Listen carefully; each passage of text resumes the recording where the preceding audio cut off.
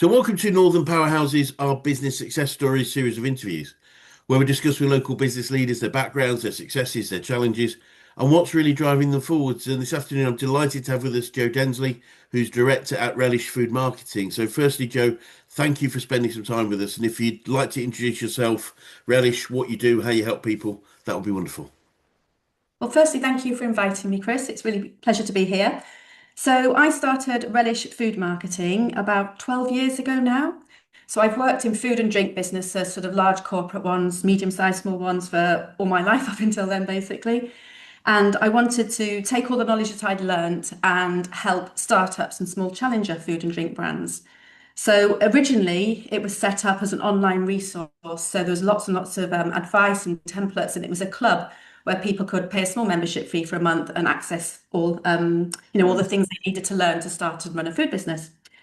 Very quickly in on the journey, we discovered that people wanted more personal Yep. contact. So we sort of changed a little bit, and the club version sort of finished, and we started offering services to all these food and drink businesses.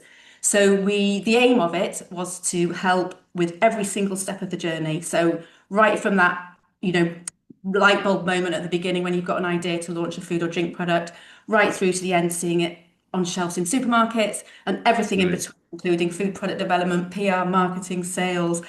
So that was the idea, and that's the aim, and that's what it's grown into. Wowzers. Brilliant. Uh, so, what would make I mean, you've got quite a range there. What would make a perfect client for you in terms of who would you say you serve best? Oh my gosh, we have so many different clients, Yeah, and exactly. half of what makes my job so lovely is they're all so different. And I'm going to say crazy and bonkers and wonderful because they're all like entrepreneurial, Brilliant. so ambitious, so driven, so full of life, which is what, as I say, what I really enjoy about the business. So we help people, they have to be really convinced that their idea is going to work. They have to be totally driven. We have people that come to us who sort of have the idea and then potentially think it's going to be an easy journey and Yep. aren't willing to put in that effort. Yep. But right from the beginning, I give them quite a realistic picture of what's involved Brilliant. because I don't want them to think they can just, have an idea and take it on. So yeah, somebody who really believes in it and understands what drive and the necessity you need to put in to make a business work, really. Yes. And I mean, I've had some experience with food, but it's quite a challenging business, isn't it, to launch a new brand in what is obviously a very, very highly populated marketplace. It's really, really challenging. And, there's only so much innovation you can find. People, Yep. often ring me up and say, I've just thought this really amazing new product. And nine times out of 10, it's not an amazing new product. That doesn't mean it's not going to work. It just No. means we need to be really clever at finding a positioning and finding its own position in the category, really. But funnily enough, I've literally just written a blog the other day about the seven hats you have to wear when running a food and drink business because Great. you're in the kitchen one minute, you're organizing operations the next minute, finance, marketing. So for those first few years when you start up, you do need to be very multi-talented until Yes. you can afford to get in the experts and outsource Yeah. in the areas where it's really going to help you grow. But it's not just about startups that we help. Obviously I'm focusing a lot on startups because that's where our business did originally. That was the Yes. sort of ethos of it. But as it's grown, we have a lot of, brands that have been established for many years, lots of challenger brands who have, been selling their food and drink maybe in nationwide delis and farm shops, but now want to crack the supermarkets. Or they've reached that stage in their business where, the growth has just stagnated and they don't know why. And that's Yes. when they come to us for sort of coaching advice or business advice or, how am I going to make it to the next stage of my Yes. business, really? So we work with a lot of clients like that. And I would Yep. say that's probably, if I'm being honest, one of my ideal sort of clients, because I love that challenge of seeing Yep. what they've achieved and done. Right, how can we really take it now and get you to the next level? Wonderful. Wonderful. And over the years that you've been running the business, what looking back, what would you say some of the biggest challenges and issues you've had to overcome? Well, I'm just probably going to give you all the obvious boring ones. I did start my business in a recession, which was quite not the best Yes. idea I've ever had. Obviously, COVID was massive. It was massive for everybody, but I had literally just taken on a hospitality client, which was a big portion Yeah. of our business at the time. And it was running pubs and everything. So that just completely disappeared. And I Yeah. think the biggest challenge was starting up the business again. It was literally like relaunching. Yeah. That was probably one of the biggest challenge. Then obviously all the usual, the economic circumstances. I work with cafes as well as food and drink producers. They're having a tough time, hospitality. Yeah. So yeah, it's always a challenge. Everything's a challenge. It's like, Yeah, um, I've got the founder, or not the founder, sorry, the CEO of my organization. He said quite a few years ago now, and he said, Chris, he said the job of a business owner is to solve problems. So, yeah. if he sort and basically said if you don't like problems, probably business ownership isn't the right thing. And what I've come to believe on top of that, Joe, is that growth causes problems. So if we don't Oh have my any God, yeah. problems, we're probably not growing as fast as we could if we chose to, if that makes sense. And it helped me start to love that. Well, what's next? Oh my goodness, that's brilliant. That's because we're stretching the envelope, we're pushing things, we're continuing to drive things forward. So You're I like exactly to try right. and sorry, go on. I said you're exactly right on that. I had a phone call this morning with the client, and we've just got landed some amazing clients for really big contracts. But now it's like a real panic. How am I going to make that? I need new machinery, and I'm like, that's nice problems. These are great problems to have. Yes. I know they're causing you a headache now, and I'm going to support Yeah. you. But like you say, they're problems that have come from growth, and yeah, Yes. they're And great. I think it's always good just to imagine a time with no problems, what the implications are there. And it probably is that, we haven't got any problems because we haven't got any new clients, we haven't got any new projects. It's like, well, that's probably not where we want to be. Um, and whether it's from the challenges you faced or the successes you've had, what would you say are the biggest learnings you've got about growing a business in general, Joe? I would absolutely say, I think it's for my personal life as well as business life, just keep the faith. Keep the Yeah. faith when it's hard. Believe in what you've created, believe in who you are, believe in what you're offering. And it's easy for me to say this because I mean, I have my wobbles. We all have our wobbles, don't we? When things are Yes. hard, it's like, as a lot of my clients are like, my sales haven't been great. Do I need to change the formula of the product? Do I need to do something different? And I spend a lot of time just saying, believe in your product. We spent a lot of time creating this. We've got the messaging right. We know what we were doing. Just keep going, keep doing the right things. Yeah. Um, and I think that will be my one biggest piece of advice to anybody, really. That's not to say that you don't pivot if you do take some learnings and you do find out something that needs to be changed, but not just panicking and worrying Yeah. every time some little hurdle sort of comes up, really.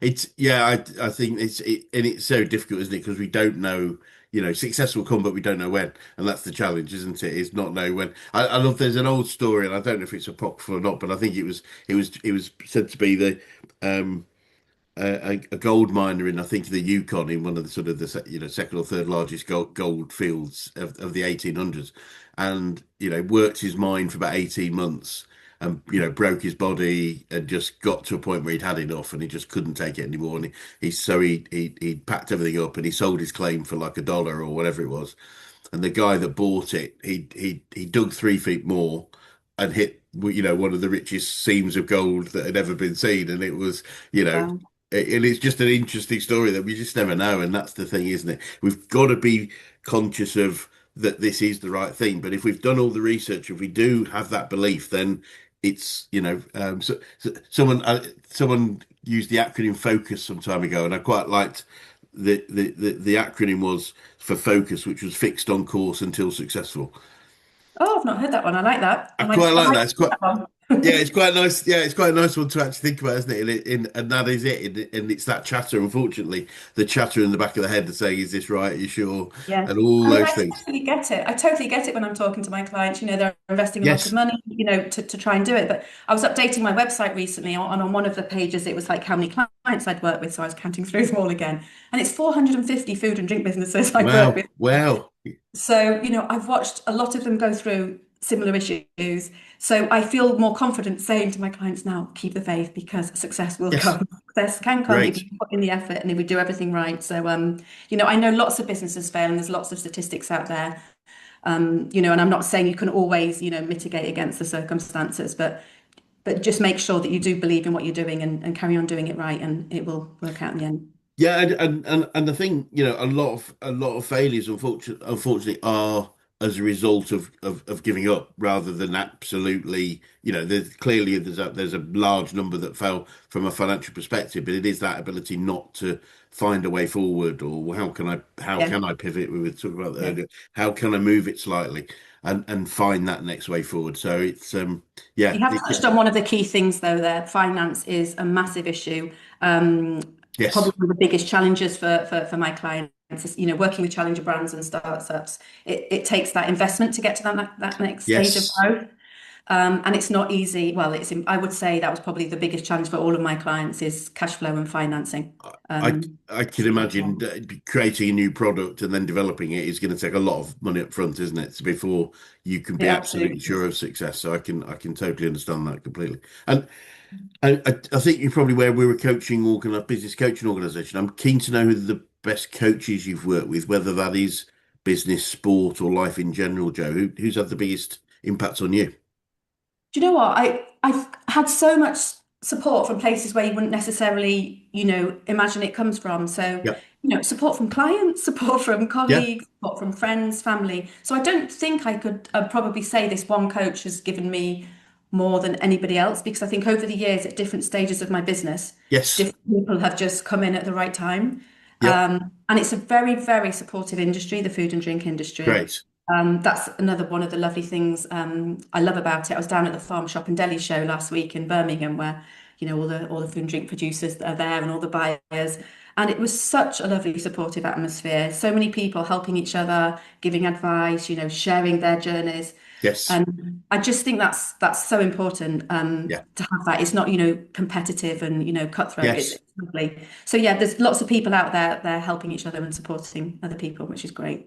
Love it. Love it. And whether it's from that environment or any other sources, do you have any favorite quotes or sayings that you catch yourself using a lot about business or success or life in general again? Um, I don't know whether this counts, but I love Winnie the Pooh and I love AA Mill. So very wise. So I always like the one you're braver than you believe. And is it you're Love it. stronger than you seem and smarter than you think? So Love yeah, it. I guess it's all about just keeping the faith and believing again, isn't it? And Absolutely. having Well, confidence, having the confidence. yeah, yeah, brilliant. No, what a great set of quotes. Great set of positive affirmations, which Can't beat Winnie the Pooh, can you? Let's be can't be fair. Winnie the Pooh. Absolutely. Sorry, Uh, and you're expecting a really renowned intellectual academic quote there. Apologies. I think the knowledge education comes from so many different sources. It really does. It's I think a lot of literature does have some really fascinating ways of looking at things. I do quite like film, and there's quite a lot of great film quotes about various Yeah. things that again you can put up. So no, totally get it. And similarly, any favorite books or podcasts that you can recommend? Well, I love Radical by Amal Ranjan at the moment. He gets so many interesting different business people and some really amazing young people. And they're like 24 and 25 and they've done so much and they're so passionate. Brilliant. They're so driven and they've set up businesses. And that really excites me that there's, so many exciting things happening out there, especially, young entrepreneurs. It's great to listen to their stories. And obviously, I've got my own podcast, if I'm allowed to give Brilliant. that a plug. That's How to Grow a Food Business by Relish Food Marketing. So I get the joy of interviewing lots of amazing food businesses, startup challenger brands, bigger brands, and hearing all about their journeys, and they share their experiences, which hopefully will help other people. So Yeah, brilliant, wonderful. Um, and sort of sticking on the learning front for a little bit, what would you say you've learned about yourself throughout your journey so far, Joe? oh gosh. Um, if I look back before I started the business, I didn't think I would have sort of the resilience to overcome all the things I've overcome and to explore. I never thought of myself as a resilient person, but I think I have learned. I think a bit like I said, you're braver than you are than you believe, and you can do things, and you Yes. never know until you start doing them. Yeah. That's what I love about running your own business as well. You can start off in one way, like I guess I did with the Relish Food Marketing Club, and then quickly realize, well, actually, that's Yeah. not what the people want. So let's try something different. So learning to, I guess, adapt, listen to people. Um, I think that's what I've learned about myself. Brilliant. And we've got a definition of a true business and action coach, which is a commercial profitable enterprise that works without its owners. I'm keen to know what your thoughts about that, especially with regards to food businesses, I guess. Mm. So without its owners, is, Yeah. is that what I'm saying it I, that I and I always sort of put a can in there. It's not like you have to leave, but it's way? I find in the business I've worked with over time is the majority gets stuck when the business is if the business is dependent on its owners, then Yeah. the owner becomes the bottleneck of growth. if that makes sense. Yeah, I totally understand that. And I do spend quite a lot of time. It depends on the stage of the business, obviously. I spend a lot of time telling young businesses that they need to be the face and the driving Yes. force of the business. Absolutely. And then they're quite, a lot of them quite rightly. And when you said, actually, what have I learned about myself? I am a control freak. So a lot of them like me are control freaks. I don't know whether it's a trait of entrepreneurs or not. I don't know. They're scared of leaving, stepping back from the business Yes. to leave it to the wider team. And I think that is a challenge, but I think you're absolutely right. I think the business owner needs to be there in the beginning to massively drive the business and be the face, particularly in the food and drink industry, Without a doubt. Yeah. without a doubt. But yeah, then if as you're getting towards, reaching that next stage, they absolutely have to be able to hand the business over to the right people and either be there in a role or, as you say, if they don't want to be there, they don't have to be there. And then, yeah, that's when a sign of a true successful business, isn't it? I believe so, and I think it's really interesting, probably especially in the food industry, in that if you love what you do, and a lot of people, I've interviewed a few myself and worked with one or two. If we love what we do, we don't necessarily want to leave, but when we are the single point of contact, then we become the bottleneck. And what the challenge I think we have just as human beings is almost all of us are culturally taught that the harder we work, the more successful we'll be. We're told of that as kids. Work hard and you'll be fine, work hard, you'll be fine. And that's true to a point. But when we get to a point where we become the bottleneck and we have no more time left, then we can't increase our success or the business success by how hard I work. We haven't got any time left. I actually got to that point myself in my first business. So Mm. I think it's therefore it's quite a significant mindset change that we have to go through if we're going to release that grip we have on our business, if we're going to accept that we won't be the only people that are central to it, or we hold the business Yeah. we limit their business, and that can be right too. There are only rights or wrongs. It's just understanding that if we don't do that, then ultimately we'll always be locked into the business, if that makes sense. Yeah, you're absolutely right. I need to lend you a book I've just finished reading actually, and I can't remember the title, but it's all about why your brain needs to rest a lot. Yes, And there's lots of different chapters about a working week of 25 hours maximum is what your brain should be aspiring to achieve, no more than that. like And that. I'm really trying to embrace this in my life because when I talk about driven people and ambitious people, I don't equate that with working 60, 70 hours a week. I don't think that should be what I, business or life is about at all. You can be absolutely driven and do 25 or 30 hours a week and just yes, be in the right places. So completely yeah, agree. we do have a terrible society that makes you think if you to succeed, you need to be there all the time, working all the time, and it isn't true. So I you're think right. it is that sort of miss. Not as I say, at the start, and you say work with lots of sort of founding, founders and start businesses. It's the only way. It's like, the only way we're going to be successful is if I work as hard as I can. However, it's understanding that that changes over time and being ready for that change and being able to let go. Yeah, And I would certainly agree. We tend to work way too hard. There's lots of uh, proven fact that the shorter the work week, as you say, I think the Scandinavians have got a lot of it nailed off, and they definitely work sort of 4 day weeks, and yeah, have been for a very long time, and that works really really well. But the more I can work through others, the more I can leverage through and have a business that can be as big as I choose it to be. I think yes, that's the key definitely. thing. So, oh yeah, and I was saying there was another book I was going to suggest that was very relevant to that, but no, can't think what it is right now. So looking forward, Joe, what does the future look like for you and Relish, and what challenges do you think you might face, if any? Um, I can't see any challenges that sort of big and looming up that aren't already in my mind and aren't sort of part of the Yep, everyday to day business, to be honest. yep, Obviously, all the economic situation and unrest and global situation, etc., is just always there, isn't it? Sadly. yep, Um, I mean, Relish business sort of changes really driven by, the different sort of clients I have.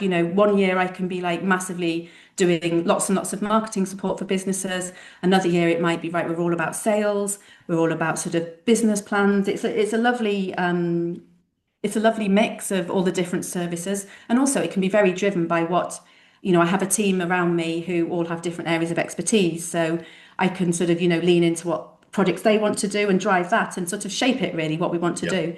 So, I mean, that's another beautiful thing about running your own business, really, isn't it? That if you have a lot of different services you can offer, you can sort of attract the ones that your team or you want to be working on. So, Yeah, yes. I often say to people I work with it that, the challenge, we sort of reference what we talked about, but the challenge of owning your own business is ultimately the buck stops with us up until we find somebody else for whom it can stop with, yeah, if we go down that route.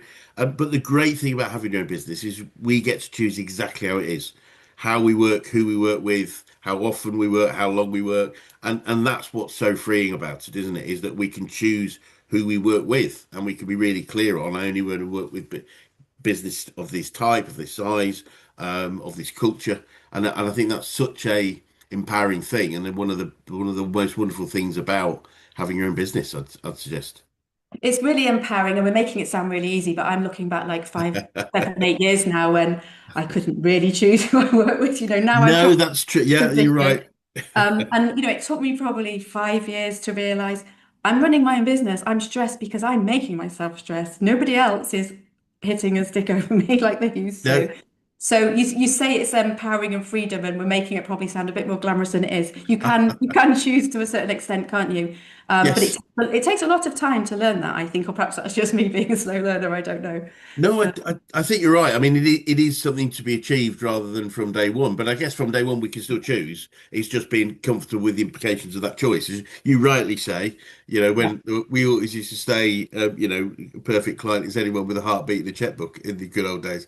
And that that was true. But we earn the right ultimately if we can continue to then start to say, and I think I've seen probably the most successful businesses are the ones that do ultimately choose and be really clear on your niche. You've obviously got a very clear niche of who you help, and that really because we're just in flow, as I think is the phrase a lot of people use, is like we're good at what we like and we like what we're good at, and yeah. then everything does become easier, I think. But Absolutely. And I um, think to attract sort of what you want to work with. I'm thinking of all my clients that have been with me a long time now. And I've got most of them are very sort of health-based and, trying to support people's nutrition and health needs. And that's, quite important to me in my personal life. So I think there's some sort of synergy there that, yes, you start working with those and sort of attract those. And maybe you can, when you're further down the line, be more mindful about who you work with, I guess. And also wanting to work with people who have got a really good chance of succeeding. I don't want to work with people that I think, well, I don't know whether I'm really going to be able to help them because they might not be in the right place or the right position. And I will tell them now. I'll say, I'm not brilliant. sure we're the right match, and that obviously comes with the confidence of having run a business for a few years as well, doesn't it? I think. Yes, I think so, and I think it again. You're right when you said earlier. Especially the early days of business, we don't really have that choice that we may have now. But I think the quicker or the more we move towards being really clear on who we best benefit and therefore what makes a great client, just makes everything easier. And I think that's why culture and being and publishing our company and business culture is so key because culture is where you get the match. I always say, good business relationships or good relationships in general come with a match of goals. We both want to achieve the same thing. But great relationships come with a match of values. We both believe the same things are important. And Yes. therefore, using that in our marketing message of saying, look, this is who we are, this is what we believe in. If you believe in the same things, then we can work together probably better than if you don't. Um, Absolutely. And also I get very close to my clients. I've worked with them most of them for many years now, and they're like friends really. I want them to do as well, probably as much as almost as they want to do well. And sometimes I'm almost like a bit the counselor to them that they ring up and oh, what do you think? What are we going to do? And it's a nice relationship. It's brilliant. makes working together really good. Because obviously running your own business is, completely different to, being part of a big team in a big corporate Yeah. environment, which I left. It's not obviously many people around you. So it's nice that the clients can, become almost part of the Relish family when they've stayed so long. It's great. And I think it's really important because it's a lonely job running a business. So just having somebody that you can have the conversation with, whatever it's about. Obviously, there's a business relationship, but I agree. I've got in general really great personal relationships with a lot of my clients in terms of knowing them for a long time, know what they what goals they've got, what things they really enjoy, and I think I think that also builds the trust of if you are giving your views or advice, that it's coming from a good place, a place of Yeah. wanting to help rather than anything else. So I think it's pretty cool. And looking back on your business, if you started your business again, Joe, is there anything significant you'd do differently, do you think? It's an interesting question because people always ask, would you have done something different when you were younger? I mean, I was such a different person when I was younger. I obviously made those decisions at the time when I started because it was the right thing to do at that time. So, no, I don't think I would have done anything different. I often think, oh, I wish I'd started my own business earlier. But then I wasn't in the right place at that time earlier. Yeah. So I always think things happen at the right time for the right reason.